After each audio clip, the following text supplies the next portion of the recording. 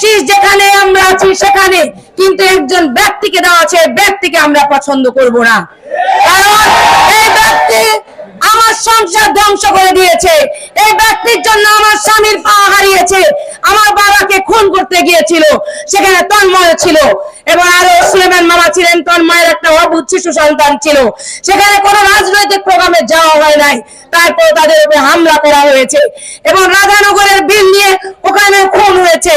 এবং ফতেপুরের এই কয়েকদিন আগের ঘটনা দেখেছেন, 2 জন মার্ডার হয়েছে, ইতিপূর্বেও 2 জন মার্ডার হয়েছে। এর মধ্যে দেখেন উনি কিন্তু তৃণমূলের জনগণের সাধারণের কোনো নেতা নন, উনি কেন্দ্রীয় নেতা। কিন্তু আপনাদের কয়দিন খোঁজ খবর নিয়েছে এখানে আপনারা যারা জেল খেটেছেন বলেন? আছেন কে?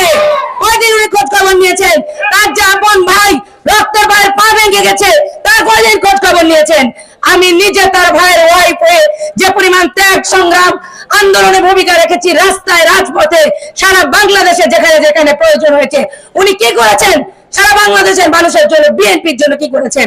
এখানে যারা নেতাকর্মী ছিলেন তাদের জন্য উনি কি করেছেন? কোন খোঁজ খবর রেখেছেন? আপনারা বলেন, কার খোঁজ খবর রেখেছে? ছাত্র দল, যুব দল, স্বেচ্ছাসেবক দল, তারা কোনো খোঁজ খবর রেখেছেন? পৌরসভার নির্বাচনে আমাকে পরাজিত করে আমাকে পরাজিত করার লক্ষ্যে উনি ইভিএম কন্ট্রাক্ট করেছেন, উনি আওয়ামী লীগের প্রার্থীকে নৌকাকে জিতিয়েছেন, আবারও উনি স্বতন্ত্র প্রার্থী দাঁড় করিয়েছেন, কেউ দাঁড়াতে চাইছিল না, তারপর জোর করে অর্থ দিয়ে দাঁড় করিয়েছেন। আমার মনোনয়ন না হোক এজন্য কত অনেক পরিমাণ টাকা খরচ করেছেন। 71 বার জনাব তারেক রহমান আমাদের অ্যাক্টিং চেয়ারম্যানকে ফোন করেছেন এবং গুলশান পল্টন তার যারা আছে তাদেরকে উনি বিভিন্ন ভাবে চেষ্টা করেছেন, আমার নমিনেশন আটকাতে পারেন নাই।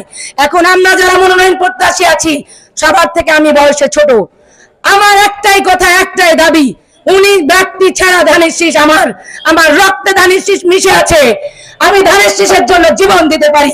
আমার 11 বছরের বাচ্চা নিয়ে বসার কাজের মানুষ ছাড়বেন, ছাত্র দল, যুব দল, স্বেচ্ছাসেবক দল এবং মহিলা দল নিয়ে আমি যে আন্দোলন সংগ্রামে ভূমিকা রেখেছি সেটা কিন্তু উনি করেন নাই। উনার জন্য আমার কোন ধরনের ত্যাগ তিতিক্ষা অবদানের কমতি ছিল না, কিন্তু উনি আমার জন্য কিছুই করেন নাই, আমাদের পরিবারের জন্য কিছুই করেন নাই। উনি নাচল ভোলাহাট গোমস্তাপুরের অরিজিনাল বিএনপির নেতাকে চিনেন নাই, না হলে আজকে 16 জন মনোনয়ন প্রত্যাশী থাকতেন না, 2-3 জন হয়তো থাকতেন।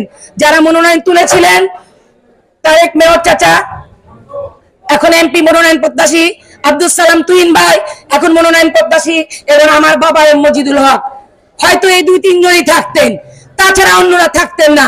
একমাত্র উনার জন্য আজকে 16 জন ক্যান্ডিডেট হয়েছে। আমি কেন ক্যান্ডিডেট হব? আপনারা বলেন, আমি কেন ক্যান্ডিডেট হব? নিশ্চয় আমি অবমূল্যায়িত হয়েছি, আমি একজন নারী, আমাকে কিভাবে সে ছেড়ে করার চেষ্টা করেছে, আমার স্বামীকে মার্ডার করার জন্য সে টাকা দিয়েছে, আমাদের কাছে সব জানা আছে।